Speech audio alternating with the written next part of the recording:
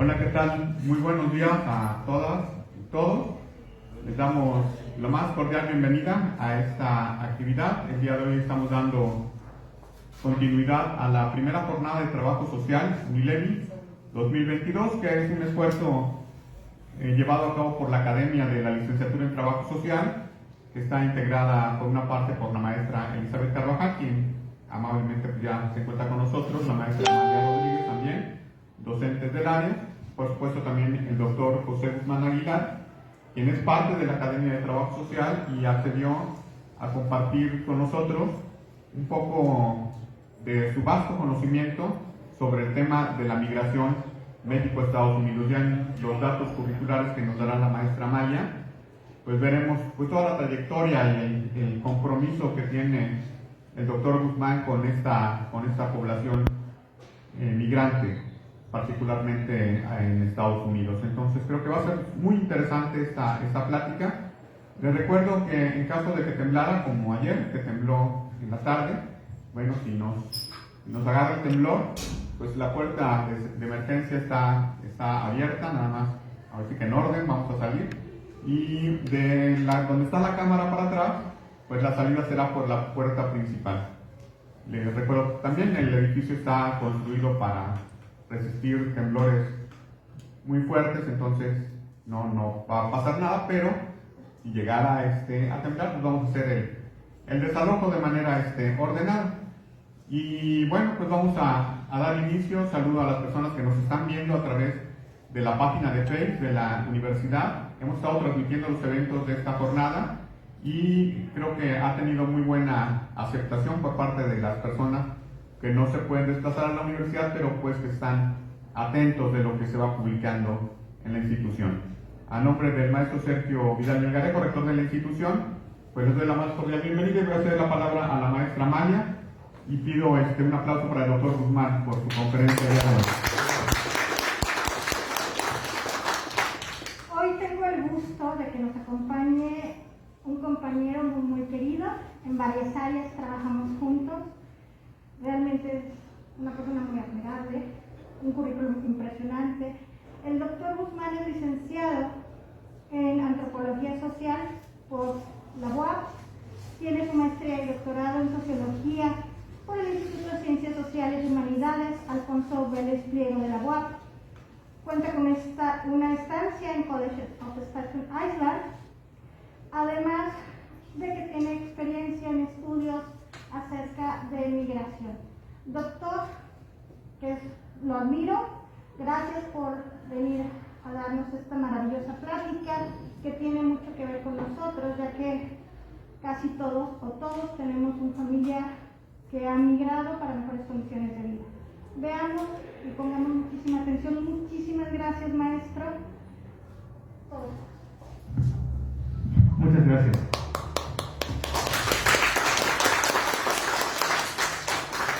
Muchas gracias. La verdad que me siento muy honrado por la invitación de las maestras. Un aplauso también a ellas por su organización, porque tienen la fe, ¿no?, en que esto va a seguir adelante y que la carrera también la vamos a potencializar para que sigan llegando muchos más alumnos a trabajo social. Y bueno, este tema que propuse me parece muy ad hoc a lo que las compañeras habían propuesto durante esta jornada. Contextos turbulentos. Y bien lo dice la maestra Maya, ¿quién de aquí no tiene un familiar, algún amigo, algún conocido que esté en Estados Unidos? ¿Alguien tiene algún familiar? ¿Alguien no tiene algún familiar, algún conocido? Por ahí atrás no tiene ninguno. Correcto. Es un solo caso de aproximadamente 20 personas, un poco de a lo mejor 5 que estamos aquí. La mayoría tenemos a familiares, tenemos amigos, tenemos a conocidos que hoy viven en Estados Unidos, que a lo mejor ya tienen una larga trayectoria de vida en este país, porque la migración México-Estados Unidos tiene ya más de un siglo de haberse llevado a cabo. Y entonces lo que propongo precisamente en esta ponencia es primero que nada desvelar las causas y las consecuencias que padecen aquellos sujetos que se insertan en la migración internacional. Se hablan muchas cosas positivas, sobre todo de la migración, ¿no? Aquí no nos gustaría conocer la ciudad de Nueva York, ir a Hollywood, ¿sí? Caminar por Long Beach, ir a las tiendas no tan famosas como Macy's y otras más, ¿no? Y de repente dejamos de lado las cuestiones del sufrimiento que las personas padecen cuando emprenden estas trayectorias. Sobre todo porque hemos visto, ¿no?, las ventajas de la migración desde lo que vemos precisamente con nuestros conocidos, con nuestros amigos, con nuestros familiares. Y llegamos a un punto a donde a veces pareciese ser que, muchachos, ¿para qué estudiar? Si se van a Estados Unidos pueden tener mucho más dinero que estudiando, ¿no? Porque muchos migrantes han dado muestras de éxito al irse a trabajar a estos lugares. Pero aquí vamos entonces a conocer cómo esta trayectoria de vida implica también mucho sufrimiento. Desde que empiezan a planear el viaje hasta sus partidas y llegada a este país, intento abordar a grandes rasgos lo que hoy en día sucede. Y lo segundo es precisamente lo que les decía, contextos complejos. Hay que entender que este fenómeno que está ocurriendo a nivel nacional es un fenómeno a nivel internacional. De migración, hoy en día, estaba yo buscando, tratando de checar un dato cuantitativo para dárselos a ustedes, y cuando ustedes googlean migración México-Estados Unidos, se van a encontrar con cerca de 36 millones de referencias en Google, ¿no? Para que ustedes dimensionen cuán importante es este fenómeno, que lo van a hallar vastamente en estos lugares, ¿no?, en este medio de información. Entonces, al mismo tiempo yo les iré considerando cuál sería la importancia de trabajar este fenómeno desde el lado de la psicología, me parece, desde el lado también del derecho, y me parece que son, y desde luego del trabajo social, ¿no? Desde estas tres vertientes les iré dando algunas recomendaciones para que ustedes tomen en cuenta a dónde es muy importante cuando empezamos a abordar este tema. ¿Por qué la gente se tiene que mover de un lugar a otro? Y se pueden ustedes dar cuenta que datos actuales nos hacen ver que hay países migrantes, países expulsores, pero también países receptores. Sí, no han tenido que desplazarse a otros lugares para buscar mejores formas de sobrevivencia. Hasta en la parte de la Biblia lo podemos encontrar cuando Adán y Eva son expulsados del paraíso, ¿no? Entonces tienen que buscar ahora cómo van a sobrevivir. Y entonces esto siempre ha sido una constante a nivel mundial de que el hombre se tenga que mover. Cuando hablamos de este fenómeno de la migración es en el siglo XIX, cuando surgen los estados-nación, y entonces ahí vamos a considerar, ¿no?, con el surgimiento de países que hoy entonces tú, mexicano, ya no puedes entrar a otro país que no es el tuyo. En fin, también cuestiones políticas, cuestiones legales, y bueno, aquí entonces les vamos considerando ya este problema. Países receptores, Estados Unidos, el número 1, ¿no? Ahí vemos que el 50% de los migrantes que se reciben de todo el mundo están en Estados Unidos. Y de ahí vemos que después es Alemania, es Arabia Saudita, Rusia, Reino Unido. Y en la parte de países que son expulsores o emisores, vamos a encontrar a la India y vamos a encontrar a México en segundo lugar, ¿no? México entonces tiene esta tradición. Por ahí dirían que los mexicanos somos aventureros y por eso nos gusta movernos. Otros dirían que no es cierto, no es la aventura, es la necesidad, ¿no?, lo que nos hace realmente desplazarnos de un lugar a otro. Pero lo cierto es entonces que México, este dato no está actualizado desde el 2020, ahí nos ponen con 11.2 millones, aunque en realidad en algún momento llegamos hasta cerca de 13 millones de mexicanos dispersos por el mundo. ¿En dónde los podemos encontrar? Particularmente Estados Unidos, 11.5 millones de mexicanos viven en este país, ojo, pero tan solo hablamos de mexicanos que se fueron a Estados Unidos, es decir, mexicanos que nacieron aquí y se fueron a vivir a Estados Unidos.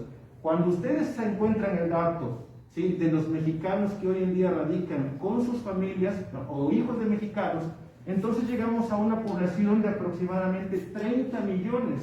¿Sí? Entonces por eso los americanos ya les empieza a preocupar un poco que esta población siga en ascenso. Ya saben que en México no se da mucho de tener tantos hijos, ¿no? Entonces por eso también son familias de 3, de 4 miembros, y por eso la comunidad mexicana sigue creciendo a pasos agigantados. El segundo país a donde los mexicanos se desplazan, Canadá, ¿no? Ahí la población entre Canadá, España y otros países, la verdad es que es muy baja. No vamos a encontrar ni siquiera 1 millón de habitantes en otros lugares. Es Estados Unidos el punto de atracción, y también podemos considerar que en este caso la geografía nos ayuda. Si Estados Unidos es el punto de atracción más importante, es por la cercanía que tenemos. ¿Hacia dónde se desplazan? Infinidad de lugares, ¿sí? mexicanos en Chicago, en Nueva York, en todo lo que es los estados fronterizos, ¿no? en la parte de nuestra vecindad con ellos, lo que es Texas, lo que es Nuevo México, lo que es Arizona, California. Ustedes se van a encontrar, de hecho, que ni siquiera cuando ustedes quieran ir a estos lugares van a tener la necesidad de hablar inglés. Siempre vas a encontrar a una persona que te habla en español. Como siempre en Nueva York, en toda la parte de los vecindarios mexicanos, es muy curioso, ¿no? Que estando en un país ajeno no necesitas hablar español. Es un caso curioso que los lugares comerciales prefieren contratar a un hispano para que atienda a la gente de su raza a que contrate a gente oriunda del lugar para que atienda a las personas. De repente, ¿no? Me da mucha risa ver a los chinos, por ejemplo, que hasta también están aprendiendo el español para venderte el arroz y las alitas, ¿no? Porque es lo que los mexicanos consumen mucho cuando van a estos lugares. Y los chinos tienen ya esta frase, yo creo que muy aprendida, ¿no? De los mexicanos, de cuando llegan siempre te preguntan, ¿arroz y alitas? Y dicen, no, no quiero eso, ¿no? Y saben ya a veces contestar otras cosas más. Bueno, entonces, esto sería, ¿no? una parte del contexto que estamos viviendo. Con la pandemia el número de migrantes descendió. Desafortunadamente empezamos a vivir un fenómeno en el cual las personas se tuvieron que regresar por la falta de trabajo. Y también porque ustedes saben, ¿no? Estados Unidos fue fuertemente azotado con la pandemia. Por tal motivo, muchas personas tuvieron miedo y se regresaron, sabiendo que su vida migratoria iba a concluir, ¿no? Una vez que se regresaran al país. Pero la verdad que con estos tiempos turbulentos que vivimos y tan inciertos, muchos prefirieron regresarse, no obstante tenían ya una vida o tenían allá sus medios de vida, ¿sí? Ellos dijeron me regreso a México. Bueno, entonces por ese motivo hoy tenemos 11.7, pero les voy a retirar, en algún momento llegamos hasta 13 millones de mexicanos, llegamos hasta 12 millones de mexicanos en Estados Unidos y las tendencias es que todavía hoy siguen disminuyendo. Seguimos, maestra. Aquí entonces yo les considero, ¿por qué ha sido esta gran pasión por desplazarnos a este país? Y hay una frase muy célebre que todos habrán escuchado, el sueño americano. Hoy en día los migrantes la reproducen con mucho ahínco, ¿sí? Los migrantes siempre tienen en idea irse para lograr el sueño americano, que se traduce, como les menciono ahí, en un ideal de garantizar las oportunidades y de prosperar, de tener éxito, lograr una movilidad social. ¿Cómo se ha convertido, cómo se ha traducido el famoso sueño americano para los migrantes que se van? Tener una casa, ¿sí? Tener la posibilidad de sacar a los hijos adelante con sus estudios, tener la posibilidad de por qué no comprar algún terreno para cultivo o tener su propio negocio. En eso se ha traducido entonces el sueño americano y por mucho tiempo realmente lo consiguieron, porque si ustedes consideran, ¿no?, cómo está el dólar en la actualidad, creo que ronda los 20 pesos, estaríamos encontrando, ¿no?, que un migrante llega a ganar ya libre de impuestos, entre 300 mínimo, 300 a 350 dólares, ¿no? Entonces, haciendo así cuentas rápidas, al mes pueden generar entre 1.200, 1.400 dólares mínimo. De ahí hay que quitar la renta, que es muy cara, hay que quitar también los servicios, luz, teléfono, gas, comida, transporte. Y a lo mejor un migrante nuevo, un migrante que todavía no tiene tanta experiencia y que no tiene un buen salario, se puede ahorrar 400 dólares. Si lo convertimos a pesos mexicanos, entonces al mes están ahorrando 8,000 pesos, ¿no? Y esos 8,000 pesos los mandan a casa, ¿no?, para poder entonces resarcir todo lo que necesiten. Desde ahí entonces podemos ir considerando estas ventajas, ¿no? Pero conforme va pasando el tiempo, conforme vas incrementando tu capital cultural, las posibilidades de trabajar, ¿sí?, en otros lugares que sean con mejores salarios, entonces vemos por qué se vuelve en una bondad, ¿no?, el estar viviendo en este lugar. Conforme vas tú teniendo más estancia ya, aprendes a hablar inglés, aprendes, ¿no?, algún oficio. Muchos mexicanos les encanta el sector restaurantero por dos ventajas. Primero, porque hay la posibilidad de que tú sigas creciendo laboralmente, empiezas como lavaplatos, terminas como chef en muchas ocasiones, o si no te gusta la cocina, igual empiezas como busboy, ayudante de mesero, puedes terminar como mesero. ¿Cuánto puedes ganar? La mísera cantidad de 1.200 dólares a la semana, ¿no? Eso es lo que podría ganar una persona haciendo estas actividades. Y entonces por eso se vuelve tan atractivo estos lugares. Por eso es que la mayoría de de las personas, sobre todo aquí en Puebla, lo que es la zona de Atlisco, hacia abajo, Xúcar de Matamoros, una cantidad enorme de migrantes. Tehuacán ya va también por este rumbo, ¿no? Cada vez más personas se van a Estados Unidos, ¿no? Con la intención de este trabajo laboral. Entonces, ese fue el sueño. ¿Pero qué creen? El sueño americano desde hace algunas décadas ha venido concluyendo. Ha habido diferentes factores por los cuales el sueño americano ya no se está logrando. Y aquí más que nada entonces les pongo las principales causas de la migración internacional y considerarles lo que les decía. Los migrantes no se van por gusto. Es un gran error pensar que los migrantes quieren irse de sus lugares natales. Es un gran error pensar que los migrantes están traicionando nuestro país porque lo dejan por otro. No es cierto. La migración básicamente, como lo menciona ahí, es por mejores condiciones de trabajo y mejores condiciones de vida. Esa es la razón por la cual muchas personas deciden irse. Y entonces aquí hay que considerar que hay factores externos, como también factores propios de las personas que deciden moverse. Uno primero, que ustedes habrán escuchado mucho esta palabra hoy en día, políticas neoliberales. ¿A qué se refiere esto? ¿No? Obrador siempre habla precisamente de que por las cuestiones neoliberales estamos como estamos. Que de repente no lo explica, ¿no? Pero esa es otra cuestión, y aquí habría que entonces considerar, para que yo no caiga también en la parte de Obrador, ¿no? De decir que son políticas neoliberales, pero no explicarles a qué alude esto. Recordarán que las políticas neoliberales es un sistema político-económico que se implementa en los 70, con la idea precisamente de un libre mercado o de mayor desarrollo comercial. Y entonces cuando estas políticas se empiezan a implementar, vamos a tener este proceso llamado también globalización, en el cual los mercados se aperturan, pero no todos podemos competir.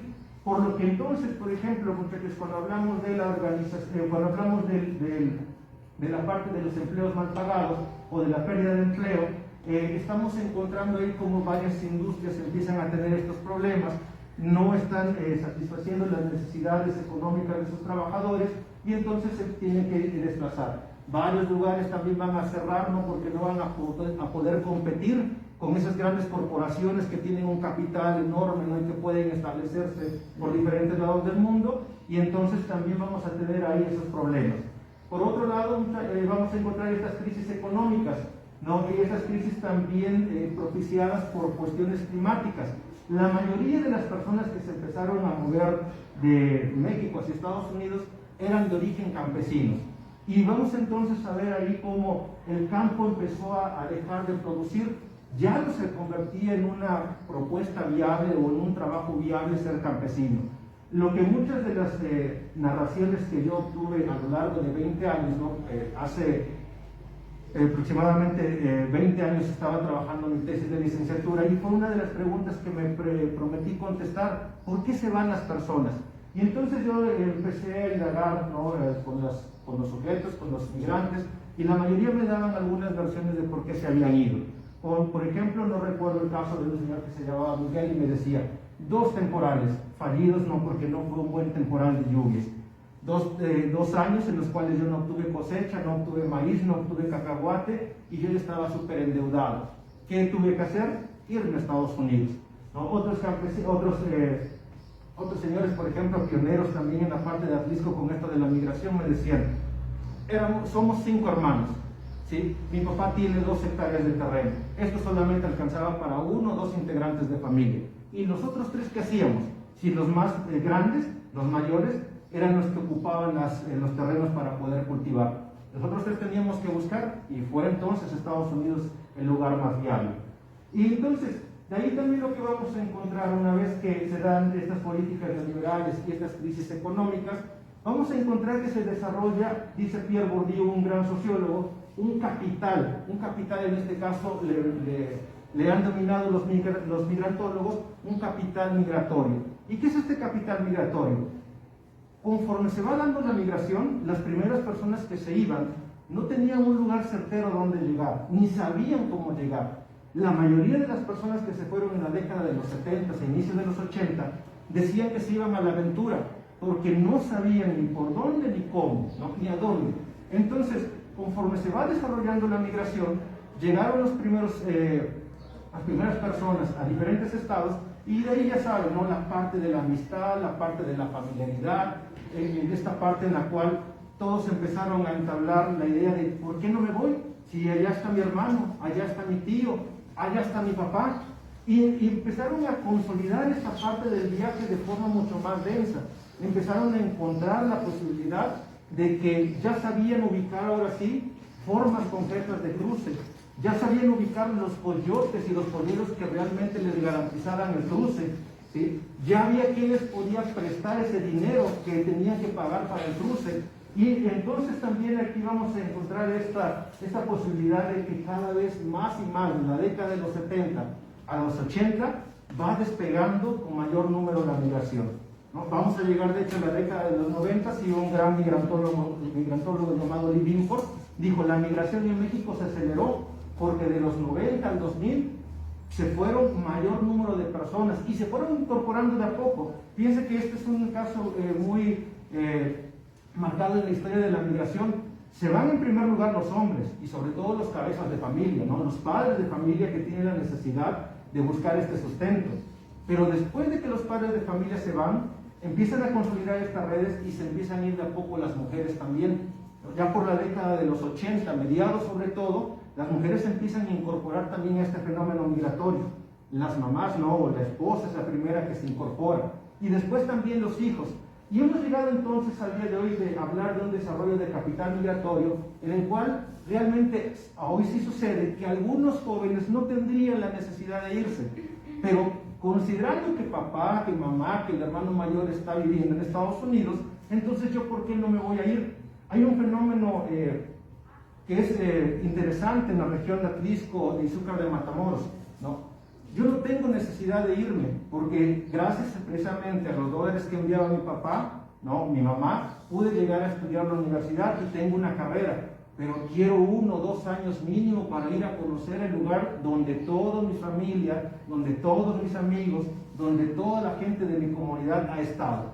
Entonces estamos encontrando que hoy sí podríamos desmitificar un poquito o contradecir un poco esta idea que puse arriba de que básicamente la migración es por una cuestión laboral, porque hoy sí estamos encontrando que la migración también tiene esta condicionante de que se quieren ir a conocer, quieren ir a saber cómo es esa forma de vida, y de repente también muchos padres de familia han aceptado esta situación de decir: está bien, vente para acá, ven a ver el lugar donde yo estuve trabajando 20 años partiéndome el lomo para darte educación y conoce cómo se vive aquí, porque todo se pinta a veces de color de rosa, con el que la gente que viene de allá trae buena ropa, trae dinero, ¿sí? Pero no saben cómo son las condiciones para ganar estos bienes materiales. Y por esa razón entonces también la migración se ha ido incrementando. Entonces todo esto yo lo titulé como las causas por las cuales los migrantes se van. Adelante, la siguiente, maestra.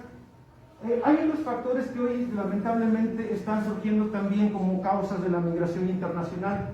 Y que estos ya podemos decir son mucho más críticos. Por ejemplo, la escasez de recursos para subsistir. Hay lugares donde ustedes saben que las condiciones climáticas ya no permiten que esté la gente viviendo ahí.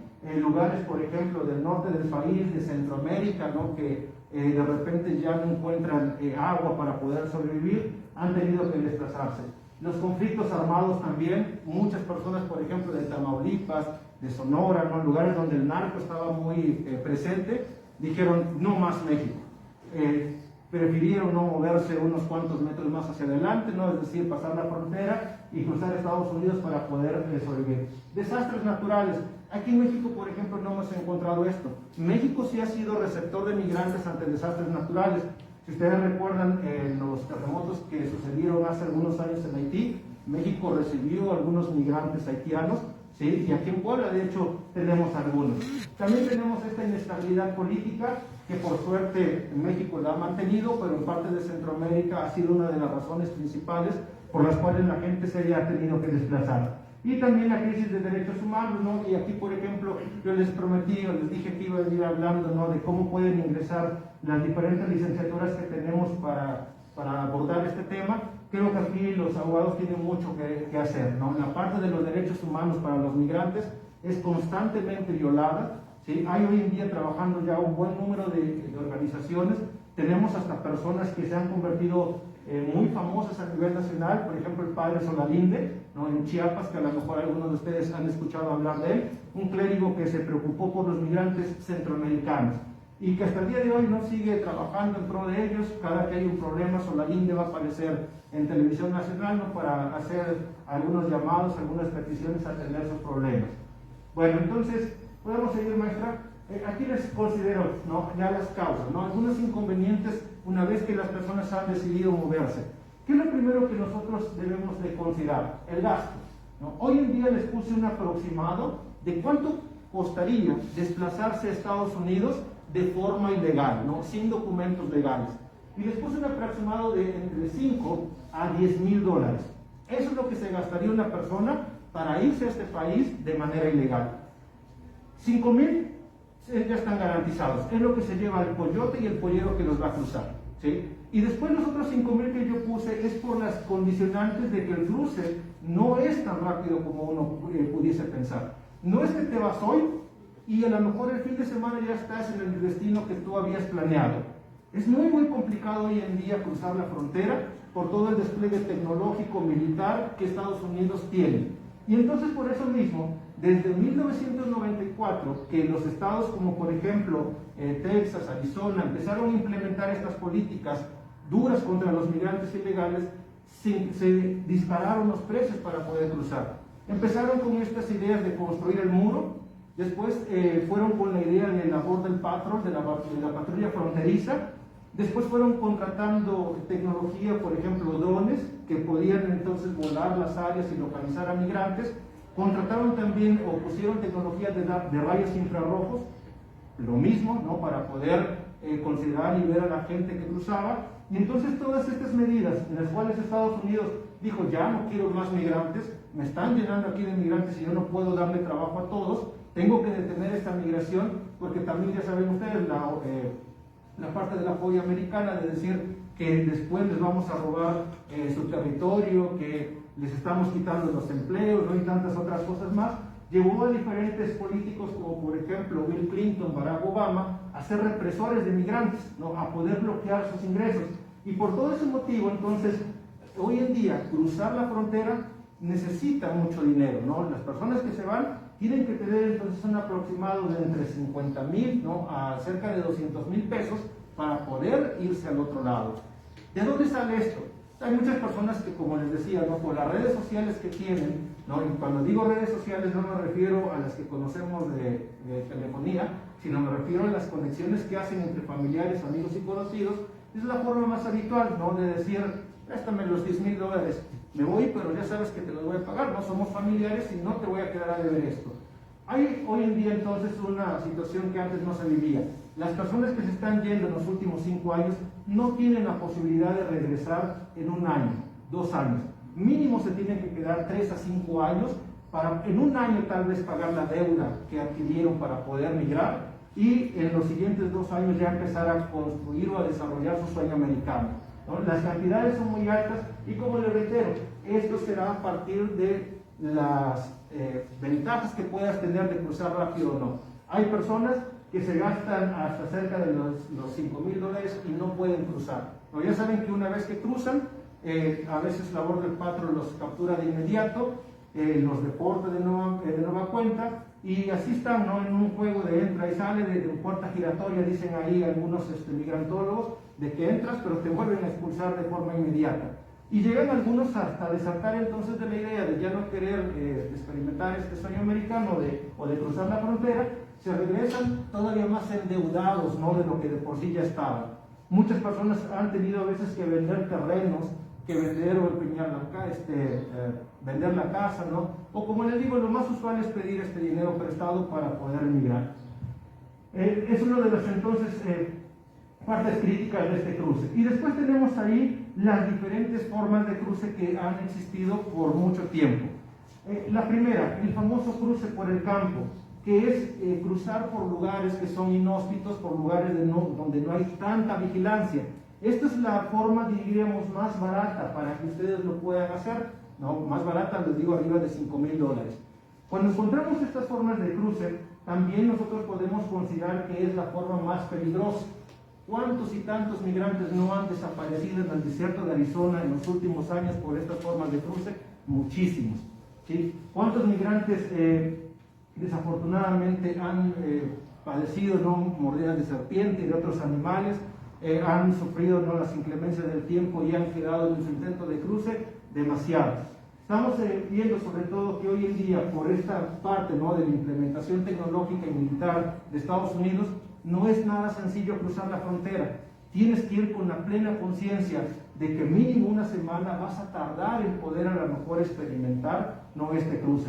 Antes las cosas eran muy diferentes, ¿no? De 1980 a 90, muchos migrantes con los cuales pude conversar hasta me hacían de reír, ¿no?, en las formas de cruce. Me recuerdo un señor que decía, cuando yo me fui por primera vez a inicios de los 80, esto parecía una fiesta, ¿no? Parecía una procesión. Íbamos, pero cantidades enormes de personas caminando para cruzar la frontera. Y él, como era muy cómico, me decía, yo hasta me recuerdo que por la noche me cené un café y una concha para agarrar fuerzas, y sucede que rápidamente crucé. Otros más que también tuvieron esta grata experiencia de cruzar las veces que quisieron. De hecho, por los 80 hasta los 90 era muy usual que un migrante se fuese a trabajar un año, o a veces en menos de un año ya regresaba, porque eran muy baratas las formas de cruce y porque no era nada complicado. Hoy en día, les reitero, con toda esta implementación tecnológica y militar, ya no es así. Si te vas, es mínimo para que te quedes 3 años, ¿no?, para que realmente puedas conseguir algo de lo que estás pensando. En estas partes entonces del cruce, también tenemos esta llamada forma de la línea, que le llamamos por la línea. ¿Qué es esto de por la línea? Son nombres coloquiales que yo fui colocando, ¿no?, y cómo los van identificando los migrantes. Por la línea es la forma más sencilla de poder cruzar, más segura de poder cruzar, pero también la más cara. ¿Cómo lo hacen? En esto se han metido muchas personas, ¿no? Hoy en día el tráfico de personas para poderlas cruzar es una práctica ilegal muy llevada a cabo. Los indios americanos han sido partícipes de estas formas, ¿no? Y ellos saben entonces si tienen lugares concretos de donde pueden cruzar a los migrantes, de tal manera entonces que de forma segura lleguen rápido a su destino. ¿Se acordarán ustedes? Y por ahí lo puse, no creo que lo está tapando un poquito el cartel, puse esto de los túneles del narco, que también fueron utilizados por los migrantes para poder cruzar, y entonces bajo esta situación, ¿no?, también te garantizaban otras formas de cruce. Los mexicanos ya saben que somos bien ingeniosos, ¿no? Y en este caso, como ustedes también sabrán, ¿no?, todos los mexicanos, y ya lo mencioné, ¿no?, cercanos a la línea fronteriza, pues tienen una descendencia similar a nosotros. Entonces, no faltaban quienes te prestaban documentos legales para poder cruzar.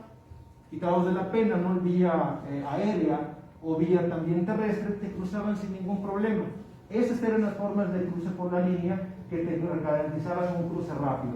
Eran formas, y siguen siendo todavía formas de cruzar, pero ahí sí, yo desconozco hoy en día cuánto te estén cobrando, desconozco si sean eficientes, porque ya tiene 3 años que he dejado este tema, y en un momento ya se hizo cada vez más complicado el cruzar, ¿no?, con papeles fraudulentos o vía terrestre, porque ya la tecnología alcanzaba, ¿no?, para saber todo lo que estaba ocurriendo, cómo cruzaban, y también los norteamericanos no fueron identificando todas estas situaciones para poderlas combatir. Una de las últimas formas que tenemos, ¿no?, de cómo se ha llevado a cabo el cruce migratorio, le puse ahí visas, pero tiene que ver por 2 formas. La primera es esta posibilidad en la que cualquiera de ustedes puede ir al consulado norteamericano, solicitar una visa de turista, ¿sí?, y posteriormente quedarse, ya no regresarse. Pierden la visa, pero ya ustedes están en este lugar seguro. Saben ustedes que esto es sumamente complicado, ¿no? El gobierno norteamericano, y particularmente el consulado, te hacen una serie de preguntas y te hacen un análisis realmente financiero para ver si tú tienes la posibilidad de ser turista o en realidad te vas a ir a quedar, ¿no? Una pregunta clave, ¿no?, por ejemplo, que he identificado a lo largo de este tiempo. Si te preguntan si tienes un familiar en Estados Unidos, contesta que no, ¿no? Porque si tú contestas que sí y después investigan o te preguntan el nombre de ese familiar y si saben que es ilegal, ya están determinando entonces que tú también te vas a ir a quedar. Entonces, estas han sido formas también que se han practicado desde el año 2000 hasta la fecha. Muchas personas, sobre todo jóvenes y mujeres, tendían a esto, ¿no? Y de hecho los abogados vieron ahí un mercado potencial, ¿no?, de poder abrir sus lugares de atención para ayudarles en el trámite de las visas. Disculpen lo que voy a decir, pero ni siquiera era necesario el apoyo de un abogado, porque cualquier persona puede tramitar su visa si así lo desea. No era, como les digo, lo complicado, ¿sí? maestro, lo que está comentando es cierto. Para sacar una visa hay un cuestionario de aproximadamente 150 preguntas, las cuales van intercaladas unas con otras. Y una de las preguntas que llama mucho la atención y que fue una modificación importante a partir del año 2001, la pregunta era literal y abierta: si pertenecías a un grupo terrorista. También, sí. ¿No? A partir del 2001 se cambió la política de ese cuestionario y pues en un inicio tú ves la pregunta y dices, no pertenezco a ningún grupo terrorista, ¿no? Pero una vez que se va desarrollando el cuestionario van inmersas algunas cuestiones. Yo no sé si el algoritmo, la respuesta, no sé, ellos pueden detectar que usted ha tenido relación con un grupo, con algún atentado, si has buscado información en internet que te liga de la misma manera que si tienes algún conocido que esté de ilegal en su estado, ¿no? Ahora ya la política es más cerrada en esos dos puntos, ¿no? Sí, la verdad es que Estados Unidos se ha preocupado mucho por su seguridad desde el 2001 y con el autoatentado terrorista que todos conocemos. De lo que dice la compañera maestra tiene mucha razón. Aquí mis jóvenes de bachillerato, algunos luego me preguntan si yo, por ser Guzmán, tengo alguna relación con el Chapo. No tengo ninguna relación con él, pero le pasó a un familiar, ¿no? A un primo, que para empezar, ¿no? Su aspecto pandilleril, por tener alguna serie de tatuajes, la forma de vestir, la forma de hablar. Él nació en Estados Unidos, pero cuando vino de visita a México por ahí del 2005 y regresó, lo detuvieron por cerca de 3 horas para cuestionarlo precisamente si él no tenía vínculos con el narco. No recuerdo particularmente si habían asesinado a algunos agentes de la DEA aquí en México y por eso los americanos estaban súper molestos, ¿no? Y entonces al ver que él se llama Johnny Guzmán, lo detuvieron ahí 3 horas, ¿no? Para estarle preguntando y preguntando cuando el Chapo en Puebla sí tiene presencia, no, pero no tanto como en el norte del país. Y en un momento de lo que la maestra señala también, fíjense que los mexicanos siempre han sido los más hostigados y acosados, ¿no? Porque saben los norteamericanos que son los que más cruzamos. Pero en algún momento, en el 2001 particularmente, no fuimos el grupo que nos prestaban atención. Si eras musulmán, eras sinónimo de terrorista. Y entonces el Estado norteamericano se preocupó mucho más por ellos que por nosotros los mexicanos. Bueno, entonces, hay una situación también muy importante. Con estas cuestiones de los arrestos y deportaciones, muchos mexicanos ya están fichados. Por lo tanto, el cruce por la línea a veces les puede garantizar esta situación de no cruzar por el campo y que no los detengan, porque hoy en día las medidas también de castigo se han endurecido. Si a ti te deportan de Estados Unidos y vuelves a intentar entrar y te vuelven a capturar, entonces estás cayendo en una... ellos le llaman felonía, no sé si ahí me puede ayudar de cómo hay niveles, ¿no? Puede ser un delincuente, pero ya una felonía es una cuestión mayor en la que te van a enjuiciar y la promesa es de que mínimo 10 años te van a encerrar para que entiendas que no puedes estar ya entrando a este país. Entonces, esas son de las cuestiones de por qué también las visas. Obviamente que cuando ustedes tienen un problema legal o tuvieron alguna situación, por ejemplo, de haber entrado ilegalmente a Estados Unidos, ya no les van a dar ninguna visa, ¿no? Ya ni sueñen con ir a este país porque se las van a negar por completo. Lo mismo pasa, por ejemplo, para los migrantes que están viviendo allá y que entraron a veces de forma ilegal y cometieron también un acto de felonía. Ya no les van a dar documentos legales por la situación de que Estados Unidos siempre busca lo que Trump dijo, a los mexicanos buenos, no a los mexicanos, ¿no? A los mexicanos que cometen delitos. Entonces, bueno, esto de las visas también creo que ya lo estamos viendo hoy en día en muchos lugares, de que hay oportunidades de trabajo, ¿no? Hay oportunidades de trabajo en el campo, hay oportunidades de trabajo también en las ciudades, ¿sí? Están entregando una buena cantidad de visas llamadas H2 para las personas que gustan ir a trabajar, no por mucho tiempo, ¿sí? Me parece que temporadas de 6 meses, 8 meses, pero en 6 o 8 meses de trabajo, año con año, creo que es un buen tiempo entonces para que muchas personas se vayan de manera segura, ¿sí? No inviertan tanto y puedan estar ahí trabajando. Entonces, son las diferentes formas de cruce, ¿no? En realidad no conozco otras más, me parece lo único que hay para poder entrar a este país. Cuando vemos entonces esta parte, ¿no? De las formas de cruce, vamos a encontrar también la peligrosidad de cada uno de ellas. Cada una de estas formas entraña un problema serio. Por ejemplo, cuando hablábamos de cruce por el campo, Estos cruces son propiciados o apoyados por polleros y pollotes. Y también últimamente el narco metió las manos en esto. Desafortunadamente el narco se dio cuenta que ahí había una buena posibilidad de sacar rédito económico de estas formas de cruce, y entonces lo que se empezó y siempre se ha dado es el robo de dinero. Yo le prometo al joven que lo voy a cruzar, ¿no?, por el campo, por la línea, le cobro los $8,000 y lo dejo tirado, ¿no?, o lo dejo abandonado en pleno cruce. Es algo muy habitual que hacen los polleros. Hoy en día también las formas en que se han articulado estas mafias hacen a que llamen a la familia y le digan que tienen a la persona secuestrada, ¿no? Ya saben ustedes que astutamente le sacan información para saber nombres de familiares. Llaman a la familia entonces para decirle: tu familiar está en camino a Estados Unidos, ¿sabes qué? Lo intercepté, lo tengo secuestrado, quiero tanto dinero para que lo pueda liberar. Entonces todas estas situaciones siempre se presentan durante estas formas de cruce. Lo más crítico también que podemos encontrar, no hay una alerta para las mujeres, que las señoritas sobre todo, que intentan o a veces tienen estas ideas de cruces. Los polleros son personas, y los coyotes personas de una moralidad reprobable, chica que les gusta, chica que a veces ultraja. Es una parte también que a veces no se da a conocer, pero que se vive constantemente. Estas situaciones de que son casi siempre hombres los que están metidos en este sistema de cruce, hacen que sea una de las constantes que ni siquiera a veces se denuncie. La parte de cómo de que últimamente también esto se vino dando, el de ser utilizados como mulas de carga.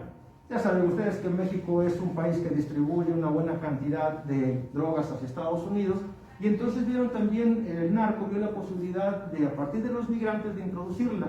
Y ahí, ¿qué es lo que pasaba? Pues ya saben cómo es el narco. Si tú los apoyabas, entonces no había ningún problema. Si no los querías apoyar, te terminaban asesinando. Hay un hecho muy, muy lamentable en el periodo de Felipe Calderón, en donde se asesinaron a más de 50 migrantes centroamericanos, el famoso caso de San Fernando, sí, donde se consideró que el narco precisamente les pidió esa posibilidad o los obligó, mejor dicho, ¿no?, a ser partícipes de pasar droga. Se opusieron y 50 migrantes asesinados, ¿no? Fueron encontrados en un predio, lamentablemente ahí todos esparcidos, no todos un tanto amontonados, porque era una cantidad considerable de personas. Los cruces por zonas inhóspitas. Les decía yo, hoy en día la zona menos vigilada que tenemos para poder cruzar de manera ilegal es Arizona, todo el famoso desierto de Arizona. Lamentablemente en este desierto es muy fácil, ¿no?, que te llegues a perder, es muy fácil que te llegues a deshidratar, ¿no?, y entonces puedes caer, ¿no?, en un problema serio de salud, puede llegarte a la muerte. Hasta el día de hoy, ¿no?, cuando hablamos de estas zonas de cruce, he encontrado muchas personas, muchas familias que no saben a dónde quedó un familiar, ¿no? Uno de los casos más sonados últimamente en el rumbo de Atlisco fue un grupo de migrantes, 5 que iban en camino, que saben que, y los vieron todavía en la frontera con Arizona, se internan en el desierto, no saben a dónde quedaron, ¿no? La zona desértica de este lugar es muy vasta y no tienen idea de a dónde habrán quedado. Lo único que ya saben la familia es que piden, investiguen para ver, ¿no?, si poder a lo mejor recuperar sus cuerpos, porque esperanza de vida ya no la tienen. Ha pasado de hecho más de medio año que esto sucedió y no tienen alguna todavía noticia de sus familiares. Estas son de las formas de cruce que estoy mencionando ahí. Siempre se van a encontrar también con las condiciones, ¿no?, cómo se vuelven muy complicadas. Ven una imagen a donde las personas llevan sus mochilas, lamentablemente pues ellos no van preparados, ¿no?, con la idea de por dónde van a cruzar, tienden mucho a equivocarse con el tipo de ropa que llevan. Siempre un migrante tiene que cargar con comida enlatada y tiene que cargar mínimo con 2 galones de agua, ¿no?, para poder tener ahí el agua necesaria para poder seguir tarde, pero como les menciono, nunca sabes cuánto va a ser el tiempo en que vas a tardar. No tengo la historia de un migrante que tardó 8 días en el desierto. A los 3 días el agua se le había acabado. ¿Cómo sobrevivió los 5 días? Aunque ustedes no lo crean, comiendo nopal, ¿no? Eso fue lo que le permitió a él sobrevivir, porque ustedes saben que los nopales tienen poco de líquido, ¿no?, un poquito de agua, y así pudo sobrevivir. Solamente comiendo nopales no pudo sobrevivir, y le agradeció y le rogó, ¿no?, a todos los santos porque el labor del patrón lo haya encontrado, estaba totalmente deshidratado. Dice que cuando vio al oficial de la Border Patrol junto a sus pies, dio gracias a Dios porque sabía que ya no le quedaba mucho tiempo de vida. No había comido nada, nada más con los nopales había estado sobreviviendo, ¿no? Y historias como estas en el desierto se repiten muchas veces. Yo a veces no creía esto, ¿no? Alguna vez un migrante me había considerado, así como en película, ¿no? Iba corriendo por la noche tratando de cruzar y tropieza con algo, cae, pero sintió que no era una piedra. Cuando volteó y empezó a tocar, me dijo él, era un cuerpo en descomposición. Y le dije, ¿en serio pasa eso? Eso pasa. Sinceramente, estas situaciones son a veces las que no conocemos de la migración y de los casos complicados. Y después también, como último factor, pongo ahí las fuerzas policíacas. La Border Patrol, hasta donde hemos llegado a conocer, no actúa a veces de manera tan violatoria de los derechos de las personas. ¿No? Muchos te dicen que cuando te agarran la patrulla fronteriza, una vez que tú intentaste cruzar, te van a llevar a un lugar de detención, te van a dar tu botella de agua, te van a dar tu sándwich, ¿no? Y otras cosas más para que te recuperes. El problema de las fuerzas policíacas es en México. En México también las autoridades se coludieron, ¿no? Para poder extorsionar a los migrantes. Y ese es uno de los casos, ¿no? Donde constantemente se habla a veces de un temor. Por eso es que muchas organizaciones civiles tuvieron que surgir en la parte del norte del país, ¿no? Se encargaron de abrir muchos lugares de apoyo a migrantes porque se dieron cuenta que las autoridades que les correspondía brindar esta protección no lo estaban llevando a cabo. Y entonces, como menciono, ¿no? A veces los grupos que más vulnerables son cuando intentan cruzar son las mujeres, ¿no? Son los que a veces padecen más los altercados de la policía aquí en México, ¿no? De las autoridades aquí en México. Las siguientes, esta sería entonces de la parte de los cruces clandestinos, la parte de cómo en cada uno de estos cruces, cuando uno intenta ingresar a Estados Unidos, tendríamos muchas situaciones negativas que vamos a vivir. La siguiente, maestra. Y entonces, para cerrar esta ponencia, hablo también de las implicaciones que nos ocasiona como individuos, ¿no? Las implicaciones que tiene que ver, la dividí en dos partes, las individuales y también las familiares. En primer lugar, ¿no? La parte de las implicaciones individuales cuando uno tiene la expectativa de irse a Estados Unidos. Dejas a tu familia, ¿no? Y esto creo que aquí va para la psicología, ¿no? Creo que hay mucho campo de trabajo ahí. Muchas personas que se fueron a Estados Unidos tuvieron muchos problemas por estos abandonos familiares, ¿no? Tienes un choque cultural muy fuerte, como menciono ahí, abandonas tus costumbres, abandonas tus tradiciones, abandonas tu lengua, ¿no? Que como les he dicho, no es tanto problema a veces, pero dependerá también a dónde te sitúas tú para poder trabajar y si en esos lugares hay una buena cantidad de hispanos para que te sientas cobijado. Hablo también, muchachos, de enfrentarse a un lugar desconocido y discriminatorio, que esto es a veces de lo más complicado que se está viviendo en los últimos tiempos.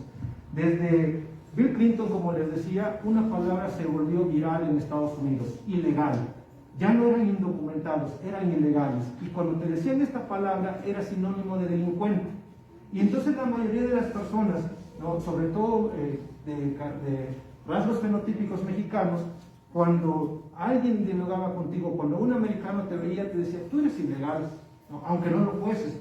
A pesar de que ya hay mucha comunidad mexicana viviendo en estos lugares, ¿no? La tendencia es de que toda persona que tiene rasgos físicos hispanos es ilegal. Y esto entonces ha sido uno de los grandes problemas que vivimos en estos lugares, ¿no? La parte discriminatoria. De hecho, vamos a ver cuáles van a ser las implicaciones del famoso hecho, del lamentable hecho que sucedió hace 2 días en Texas, ¿no? Con el asesinato de, no sé, me decían que ya no son 15 estudiantes, que creo que el número ya subió. 21 estudiantes y una maestra, ¿no? 2 maestras, ¿no?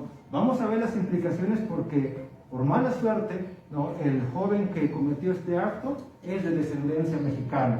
Y por ahí entonces el discurso de que los mexicanos solamente van a cometer actos nocivos, van a cometer y se vuelven allá criminales, ¿no? Va a repercutir mucho en nuestra política migratoria y en el trato al migrante. Como lo fue, por ejemplo, en el 2001, fue precisamente un tiempo que a mí me tocó estar viviendo por allá y la mayoría de los americanos no te daban esta punto de vista de que habían sido personas de otro continente y de una práctica religiosa ajena, ¿no? La mayoría de los americanos te decían, particularmente el grupo blanco, que es un poquito más discriminatorio que los afroamericanos, esto es causa precisamente de por qué no los queremos a ustedes. Ellos dicen, ¿yo qué tengo que ver? Si yo no tengo nada que ver con un grupo islámico, yo no tengo nada que ver ni odio a este país, ¿no? Como para poderlo atacar, pero todas las personas fuimos un tanto discriminados por el hecho de estar allá, porque los americanos consideraban que eso era los problemas de la migración. Uno de los problemas más grandes que menciono, ¿no? El temor a un nuevo mundo laboral. La mayoría de los mexicanos ya van conscientes de cuáles son los lugares de trabajo y cuáles son las actividades que van a llevar a cabo. Pero lo que estoy hablando hoy en día no es tanto de no poder dominar un oficio, sino más bien la falta de trabajo. Desde la pandemia en Estados Unidos como aquí en México empezamos a perder una buena cantidad de empleos y entonces muchas personas, ¿no? Tuvieron esta complicación de qué voy a vivir. Los restaurantes, por ejemplo, que en Nueva York es de las partes más dinámicas de la economía, no tenían la oportunidad de abrir, no tenían la oportunidad de dar sus servicios y entonces una buena cantidad de paisanos se quedaron varados no por una semana, sino por meses, ¿no? Uno de los contactos más cercanos que tengo es un amigo que ya tiene tiempo trabajando ahí, él es mesero, y le decía yo, ¿y qué estás haciendo en este momento? Él se la pasó aproximadamente 1 año, 2 meses sin poder trabajar. Como mesero, me decía él, si tú vas ahorita al restaurante, no hay gente que esté, no hay comensales. Hay sí muchos pedidos que se pueden mandar, pero yo no soy de libre boy, ¿no? De los que llevan la comida, yo soy mesero y entonces no tengo trabajo, no sé qué hacer. Decía él, sinceramente, te voy a considerar que he ahorrado cerca de $20,000, $25,000 en todo este tiempo que he estado aquí, me los he venido gastando, ¿no? Mes con mes, eso ha sido lo que me ha sacado a flote porque no encuentro un trabajo, no hay trabajo de hecho en este momento y es entonces la forma en que muchos de ellos pudieron sobrevivir. Casos inusuales, siempre los migrantes envían sus remesas, pues encontré varios casos donde las familias mexicanas les enviaban dinero para poder sobrevivir mientras recuperaban sus trabajos. Entonces, son de las situaciones complicadas que se vive siendo migrante y después las cuestiones también familiares. La salida de un miembro, ¿no? La posibilidad de no verlo. Yo creo que esto fue uno de los hechos que más pude constatar y de lo que más a veces me causaba algunos sentimientos, ¿no? De por qué la migración tenía que estudiarse, tenía que analizarse a profundidad. Recuerdo en el 2005 particularmente, ¿no? Un migrante de Cholula que cuando llegó al trabajo y se puso a llorar amargamente decía, me vine con la expectativa de poder ayudar a mis padres. Hoy mi padre ha fallecido y yo tengo que estar aquí trabajando, mi familia tiene un luto y una pena muy grande, mas sin embargo todos me dicen que yo me quede aquí porque yo voy a ser el que va a mandar el dinero para que puedan salir adelante, ¿no? Este muchacho tardó 1 semana con un serio problema en el cual no sabíamos ni cómo ayudarlo porque se fue a Estados Unidos con esa idea. E historias como esa la vi constantemente, ¿no? Esa parte de cuando se van los hijos probablemente fue la última vez que pudieron ver a sus padres porque, como menciono, ¿no? Hoy en día la migración hace que se queden mayor tiempo. Las familias fracturadas, uno de los temas también muy controversiales de la migración, ¿no? Y que también la psicología tiene mucho que hacer, es cómo las familias se desarticulan por la práctica migratoria, ¿no? Los divorcios que suceden y que es muy común, ¿no? Que las personas que se van, ¿no? Los varones, como dicen que es una mayoría que migran, formen una nueva familia en Estados Unidos. Y que entonces de la que tenían en México, muchas de las veces ya ni siquiera la tomen en cuenta, ¿no? La olviden por completo. Son de estas historias a veces trágicas que se escriben y muy comúnmente. Sabemos, ¿no? Que también, y aquí se ha hablado mucho, por ejemplo, les decía de la zona de Matamoros, se creó mucho la expectativa de que había algunas comunidades a donde había solamente ancianos y mujeres y que ahí era una buena opción, ¿no? Para ir a conquistarlas y para ir a buscar a mujeres que ya no tenían esposos y que seguramente, ¿no? Podían entablar una relación con ellos. Entonces la verdad es que esto son de las cosas que se hablan en la parte de las familias, ¿no? El abandono, la separación de las familias y de los hijos también es una situación que esto, por ejemplo, yo no lo trabajé mucho, pero una migrantóloga llamada Gloria Marroni daba muchas referencias y hasta un tanto cómicas de lo que ella vio con esta cuestión de las fracturas familiares y la falta de relación padres e hijos. es una parte, ¿no?, que me acuerdo muy bien, a donde ella narra en una familia como el niño, un niño de 2 años que fue abandonado por su padre para irse a trabajar, cuando empieza el niño a hablar, tenían llamadas telefónicas, y entonces el niño agarraba el teléfono para hablar con papá y así mantenerse un poco cercanos a él. Sucede que cuando el padre regresa, ¿no?, el niño le tiene miedo y dice: no, tú no eres mi papá es él, ¿no? Y él señalaba el teléfono. Y es un caso cómico pero interesante, ¿no?, para ver cómo estas cuestiones de las relaciones familiares se van fracturando, van teniendo diferentes situaciones donde ya no son las mismas.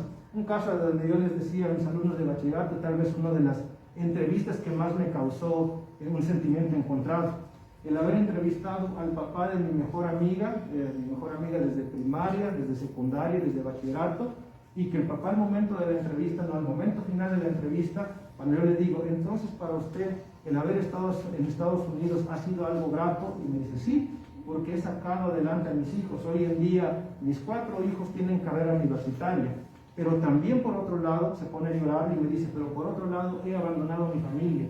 Hoy tú sabes mejor y conoces mejor a mi hija que yo, tú sabes que le gusta, tú sabes cómo ha crecido, cosa que yo como padre no sé, ¿no?, ni voy a saber más de ella. Entonces, bueno, son situaciones ahí que vamos encontrando de que estas mejores condiciones económicas ha tenido también su lado negativo, ¿no? Y hasta el día de hoy el tema de la familia se vuelve todavía más controversial, porque como ustedes a lo mejor habrán visto en las noticias, con las medidas políticas de Trump, y hoy en tanto también Biden, siguen separando familias. Si en la familia una persona o en los hijos son legales, pero los padres son ilegales, el gobierno no se tienta en corazón en deportar a los padres.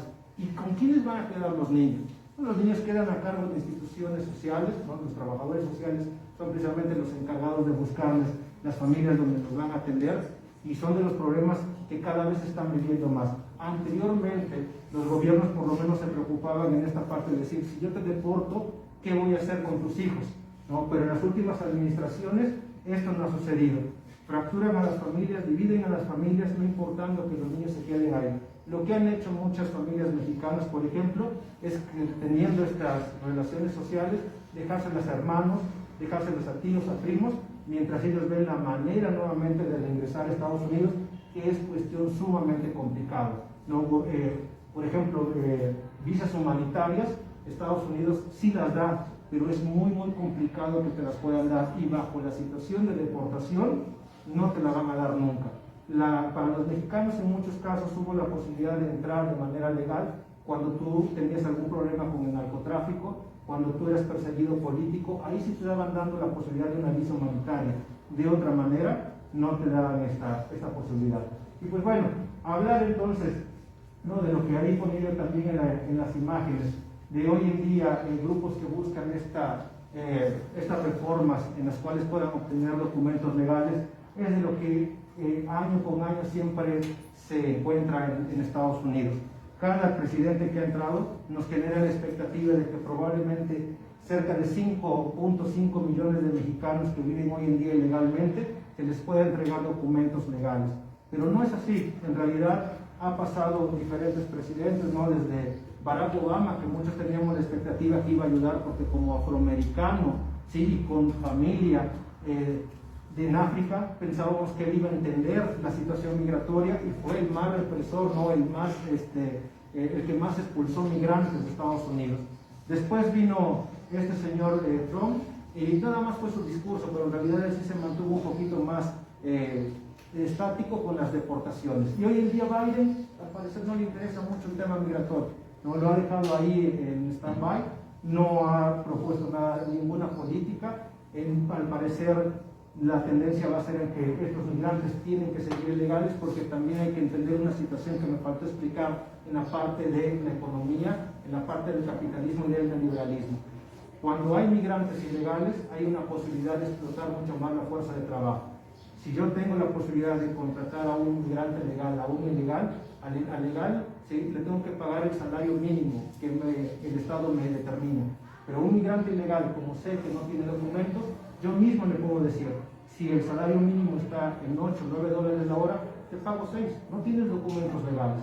y es una de las constantes del mercado laboral en Estados Unidos. Hacer de la fuerza de trabajo ilegal una forma de explotación y una mayor ganancia para aquellos que los contratan, ¿no? Entonces, por ese motivo, siempre se ha dicho de parte de los migrantólogos que la cuestión de los documentos legales no va a suceder, no se va a mantener así porque es una condicionante de la economía y cómo se está moviendo en la actualidad. Pues esto sería todo de mi parte. Si gustan, si tienen algunas preguntas. Doctor, pues sí. mire, le voy a hacer llegar las preguntas de su audiencia en nuestra página oficial. Fidelia Ramírez pregunta: hola, buenos días, doctor. ¿Qué probabilidad hay que te den la visa si te preguntan si tienes un familiar allá que ya tiene papeles y tu respuesta es sí? Correcto. En este caso, la mejor posibilidad para obtener la visa es que la persona que ya tiene documentos legales pida una invitación o mande una carta de invitación para que la persona que la va a solicitar pueda tener mayor facilidad de obtenerla. En este caso, si la persona es residente legal, no va a poder, pero si ya es ciudadano, esa carta le garantiza en un 50% de que tenga mejores probabilidades de que obtenga la visa. También lo determina la edad. Una persona por arriba de los 60 años es más fácil que le puedan otorgar una visa que a un joven. A los jóvenes siempre vale esta cuestión de ¿y qué te ata a México para saber que tú vas a regresar y no te vas a quedar en Estados Unidos? A personas de 60, 70 años es más fácil que se la den porque saben que a lo mejor van a visitar a esta persona que les está invitando y entonces el problema sería menos, ¿no? De hecho, fíjense que en esta parte de las visas de turistas, muchas ocasiones ni siquiera te preguntan si tienes una cuenta en el banco, tarjetas de crédito, porque esta carta de invitación ya está. Ahora, si también hay un programa, ¿no? Un programa en el cual el gobierno federal ha tenido a bien buscar el reencuentro de padres e hijos, como les decía, después de mucho tiempo, aunque ustedes no lo crean, hay personas que tienen 30 años, 40 años que no han visto a sus padres. Personas con 60, 70 u 80 años, con toda facilidad, no les puede dar la visa. Este programa, no recuerdo cómo se llama este programa, pero lo que busca es que hijos y padres puedan volverse a encontrar. No va a determinar mucho, ¿no?, en sí, sino tiene que ver todas estas condiciones que ya mencioné. Ok, los siguientes son saludos de Guío Flores. Un saludo a mi ex profe favorito, Fidelia Ramírez, precisamente quien le preguntaba. Felicidades, profe, excelente tema, gracias. Y no sé si alguien aquí de manera presencial quiera realizar alguna pregunta, alguna duda. Es el momento para que pues aprovechemos al doctor. En lo que se anima el doctor a preguntar, créanme que a mí me llena de mucho conocimiento. Agradezco este trabajo porque en el 2017 yo me aventuro a hacer una investigación, en medio le estaba comentando aquí en la Junta Auxiliar de San Lorenzo de Teotipilco, práctica comunitaria, y precisamente era mi interés, ¿no? Que la migración incide y afecta a la desintegración familiar. Y la verdad que fueron datos pues muy reveladores en cuanto a lo último de su ponencia. Totalmente se confirmó desintegración familiar y vienen otros efectos secundarios, como abandono escolar, prostitución, adicciones. Y fíjese que me llamó mucho la atención porque en una de las entrevistas a profundidad, que agradezco muchísimo todos estos apoyos, precisamente era una pregunta en donde quizás a lo mejor era un tema muy sensible, ¿no? Porque también impacta hasta en nuestra vida biológica como seres humanos. Y respecto a esta parte de vida sexual, una de las entrevistadas me dice: yo me refugio definitivamente en Dios, ¿no? Había otras que me decían: no, pues yo hago esto, lo otro y así. Entonces te das cuenta de la dimensión y el impacto, como usted nos dice, ¿no? Hay que tomar conciencia en este sentido al momento de tomar la decisión, porque quizás a muchos se nos ha pasado por la mente en algún momento irnos a trabajar allá, ¿no? Entonces le agradezco muchísimo porque aporta mucho también para mí en este sentido y agradecerle, doctor. No sé si alguien más tenga algún comentario. ¿Alguna duda, pregunta? Pues en realidad, maestra, el tema de la migración yo lo considero sumamente importante, ¿no? Digo, los que hemos vivido esta parte de emigrar de tu lugar de origen, a lo mejor no te vas a otro país, pero el simple hecho de que emigres a otro lugar y lo que toca del tema de la familia es sumamente importante, ¿no? O sea, hay hogares que se sostienen por las abuelas, ¿no? En el caso de los migrantes hay hogares que se sostienen por las abuelas, ¿no? Y entonces toda la responsabilidad de los niños cae en ellas, ¿no? En mujeres mayores, en mujeres hasta cierto punto ignorantes, ¿no? Y las mamás migran con la ilusión de que sus hijos se preparen, ¿no? Entonces ahí creo que entra una dinámica muy importante en el tema de la migración, ¿no? Pero el adaptarte a una nueva ciudad, a nuevas personas, a nuevas costumbres, es un tema difícil, es complicado y de repente llegar a si llegas a una comunidad latina dices, bueno, ya lo hicimos, pero si llego a la capital, si llego a Manhattan, donde todo el mundo habla inglés, imagínate qué tan difícil es comunicarnos, ¿no? Entonces ahí también entra el estado emocional del migrante, ¿no? A lo mejor lleva muchas ilusiones, pero llega a primer mundo, ¿no? Sí, fíjese que sobre esta parte, ¿no?, de los lugares de recepción de los migrantes, se ha hablado muchísimo de cómo esta idea de la multiculturalidad, ¿no?, que nos hablan hoy en día, esto no existe en realidad. Ustedes pueden ver, particularmente yo hablo de Nueva York porque es el lugar que más conocí, esta formación de los barrios, ¿no? El barrio latino, el barrio chino, el barrio italiano, el barrio judío, y una convivencia en realidad entre estas diferentes razas como tal no existe, ¿no? De hecho, vete a caminar por el barrio judío y te van a ver mal, no porque tú no coincides, no con sus prácticas religiosas, tú no andas con la kippah, ni andas tampoco con el tzitzit, ni andas negro, no, las mujeres, por ejemplo, de plano les ponen un alto porque los judíos no pueden ver a una chica con minifalda, no pueden ver a una chica con short, atenta totalmente contra sus tradiciones religiosas, ¿no? Y por lo mismo pasa de repente con el barrio mexicano, no somos un poquito celosos de cuando vemos a otras personas caminando por estos lugares. Esto nos ha dado un poquito de confort, pero no quita que, como usted señala, ¿no?, en los trabajos se experimentan estas cuestiones discriminatorias.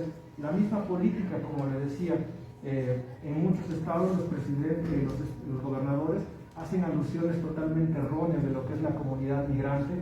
Trump lo hizo en su campaña constantemente y en su mandato como una forma precisamente de poder hacer notar a ese grupo blanco que habían votado por él que estaba actuando.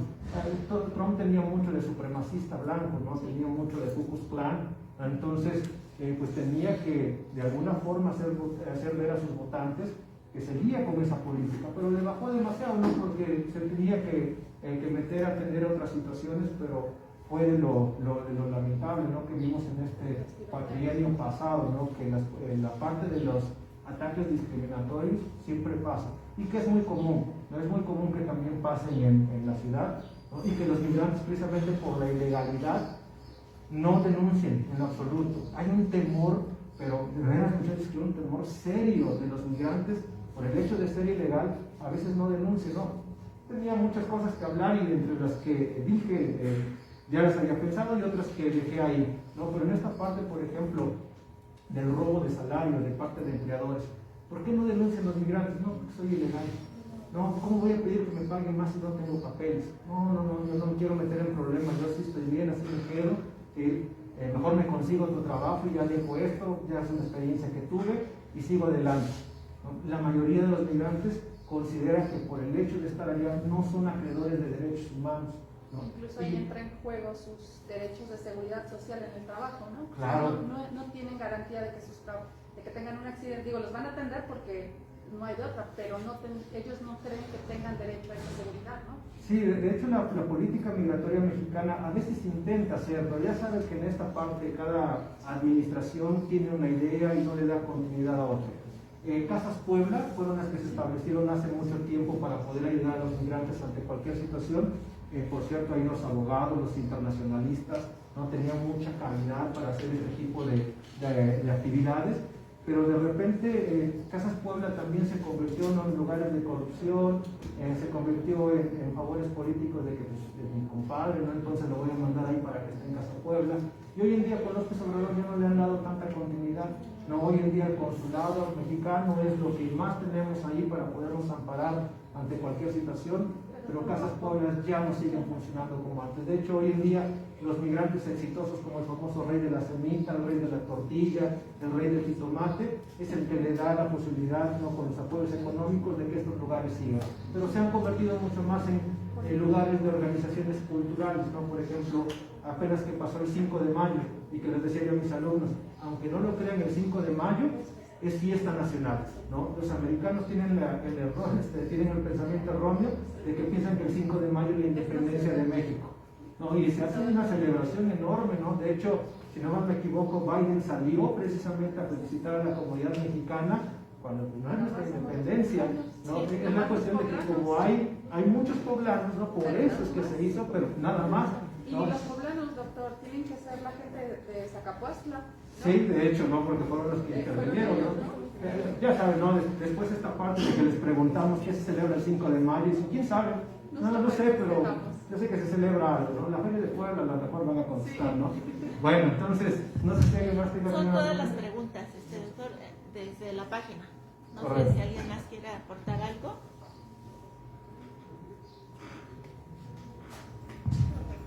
¿Cómo afecta eso a México?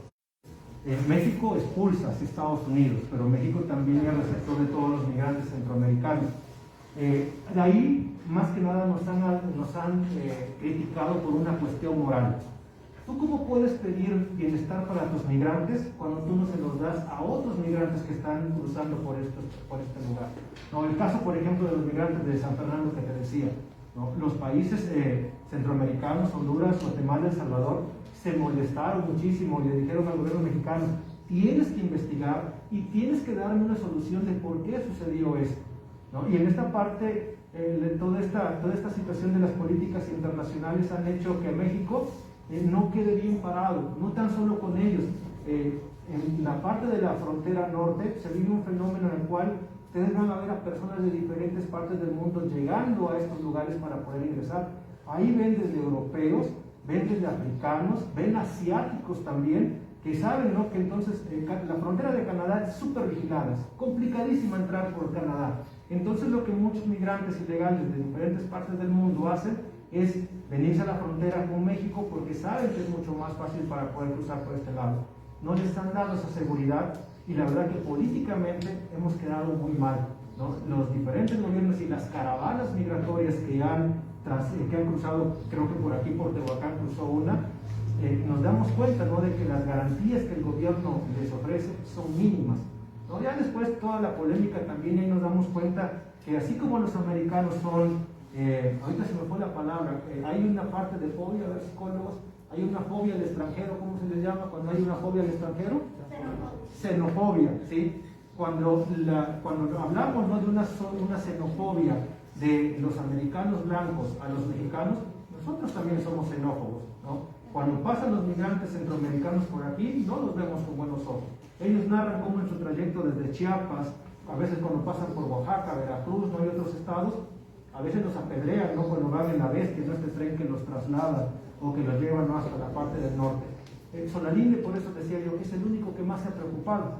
Pero el gobierno como tal, el gobierno que crea instituciones, ¿no? Tú te das cuenta en la frontera cuando quieren pasar cómo el gobierno lo reprime con sus fuerzas armadas, ¿no? Vimos en últimos casos cuando venía la segunda caravana de cerca de 3,000 y tantos migrantes de varios países, como hubo una malla de militares ahí que iba a impedir el cruce y se pelearon y hubo muchos heridos, creo que hasta muertos hubo. Y entonces, pues la pregunta que tú me realizas, es bien interesante este fenómeno porque el gobierno mexicano tiene que buscar actuar y en este caso no lo está haciendo, ¿no? De hecho, esta pregunta que tú me haces yo no la manejo tanto porque yo me he dedicado mucho más a la parte del mexicano en Estados Unidos, pero esta parte también ya la están atendiendo muchos abogados, psicólogos, sociólogos, trabajadores sociales, porque este es un mundo, ¿no? La migración tiene diferentes vertientes, diferentes ramas de donde se puede atender y se debe atender.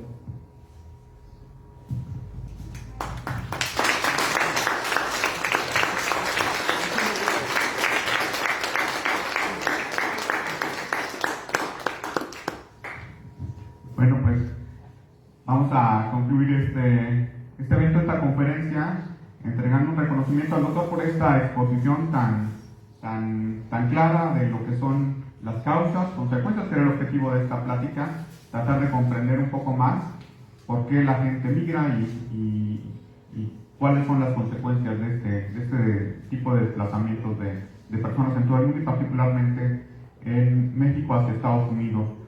Y voy a pedir que sea pues unos representantes del grupo de sexto semestre de la licenciatura en Trabajo Social, quienes el día de hoy nos están acompañando, que me acompañen por favor aquí al frente para hacer la entrega del reconocimiento al doctor José Guzmán Aguilar por esta muy interesante plática.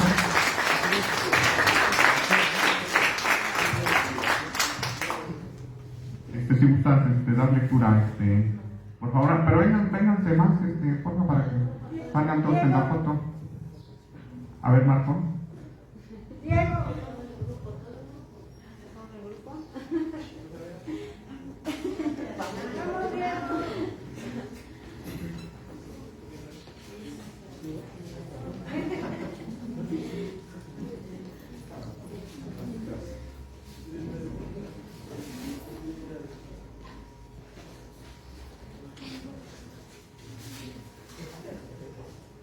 Okay.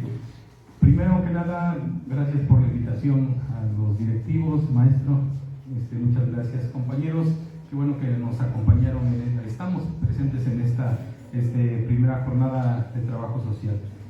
Me toca entregarles a nombre de mis compañeros este reconocimiento al doctor José Guzmán Aguilar por su destacada participación presentando la conferencia Migración México-Estados Unidos, causas y consecuencias, dentro del marco de la primera jornada de trabajo social, importancia y retos de los trabajadores sociales en contextos complejos desde la praxis.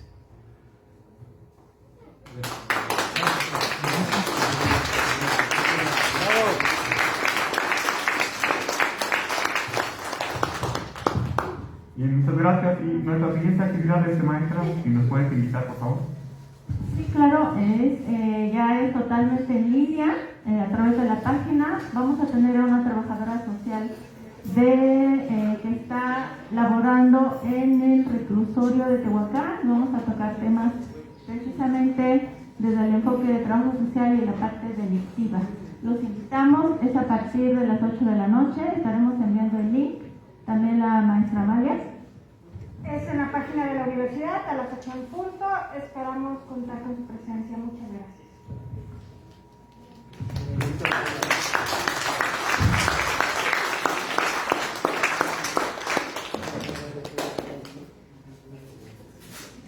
Gracias, maestra. No se quieren ir, pero... A ver, estamos hasta mañana. Muchas gracias. ¿Quieres saludar a